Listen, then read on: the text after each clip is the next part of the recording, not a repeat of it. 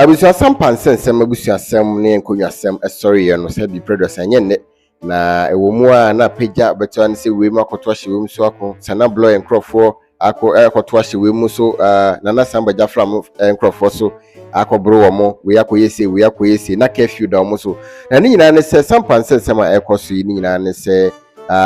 nana samodua a bonmra ne se Sena bloi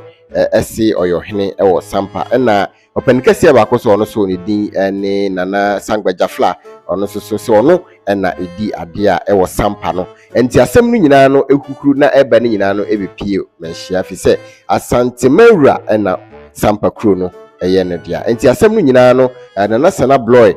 Farouk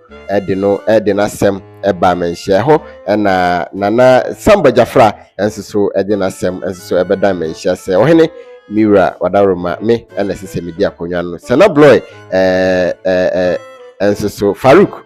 ebonma ne se Sena bloi enso na samodua nso twem ono so na asase Sampa asase no nananom de a omo na sese odi akonwa na asem beto ohene nim no na bra na samodua de ne nkrata ne nuanom ne maame ne wofanom na busafo nyina ben no na omugina menhia na okuta ne nkrata a ocheche na semu se ono na ekro no ne de nti ohene emfama no ni na ohene trase ahwehwe mu no na ode akonwa no ekoma na samgba gyafla otosumienu na ohene echemu se ono na akonwa no ne de ono nananom na echichi kro na ono na samgba gyafla na sase no ne de nti onko enkodi ne nanumu na samodua enso esi Davida onti ase na fisi ono na ekro no no dia pinchen ekoso ewumu a na we akoto ahyewe so ewumu a na samodua nkrofo yi ekoso commotion ewumu a na samgba gyafla ese omukoye yie no samodua nkrofo akoto ahye so na ban de curfew atoso asem ni nyina no ekopie mu wo Kumasi High Court a omde ko hye judges so hene judge hwehwem na de akonwa ne dia no fama no na oni na aye konebra enumu enedai na judge etrase no so hwemu a de akonwa no ne dia ana se asem wo de bedan no se won hwe na won ka no o hwemu yie na o ka no kra nana samgba gyafla otosumienu ono na Sampa kro no ne dia enti na onkodi ne hinna na afiso judge no asa hye Bono Regional House of Chiefs se omonhwe se nana samgba gyafla omobehwe na omode ne ho enkrata asem gazette ne ho enkrata asem bi eche se ono na Sampa ne dia no omonhwe na omonya within 21 days 3 weeks court nse wa mo 21 days omonko trase na omonko kasa asem no na omonko sensankrata bia na omonye ntum se nana samgba gyafla no na Sampa my hen abusia na asemi beto dwa no na openkese ba ko no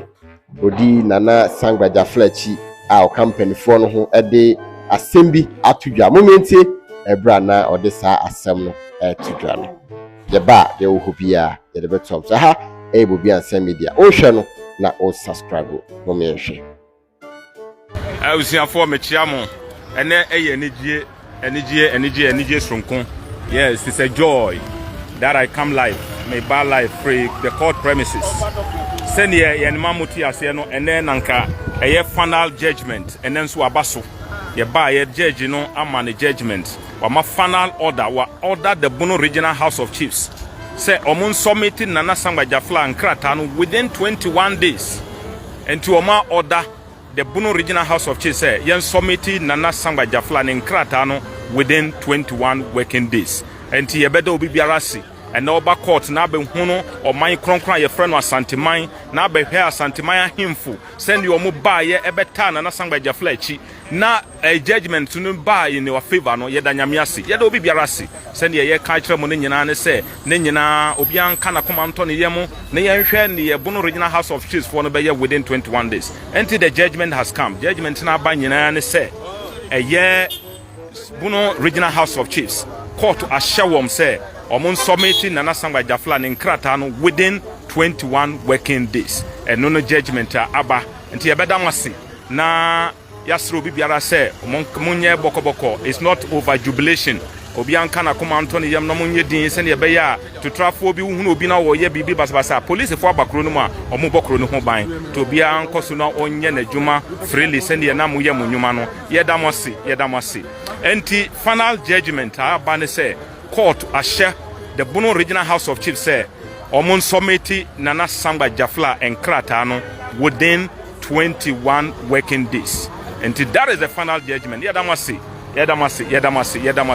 Nyamen come home. On come home, send the motime baye, send the mube ye, and in the keka huni nyinano. Yedamasi. And here ha. That's what court or young quay could have. A ya penna, somebody up on a court, or muko. And here we be a final judgment and a abbey. Enti kachu biara nyame ya adoma enwumre me ne mo bekasa ye da so wa ha sese ne ye prepare na yakofie enti nyame ya adoma enwumre me kyerɛkyerɛ mu ama mahunu enti nana samba gyafla e ba court say through mandemos say ne nkrata na akodi Bono Regional House of Chiefs so omudi ba omo mfa ma no court nhye omo no mo mfa mra enti upon everything no e call na wie ye no and the judge a wotena ebiemu e de ne judgment aba say Bono Regional House of Chiefs and Nana Samgba gyafla Krata Emra, the National House of Chiefs, was managed up to 21 days. Send your bear on Nanam Emranesu, Ntia Damasi, and you mere Yenemobekasa, Yamen Kamohon, Meda Santi, mine a himful, Mubaye, Yamam Yadamasi, Yamen, and Kamohon. Bye bye.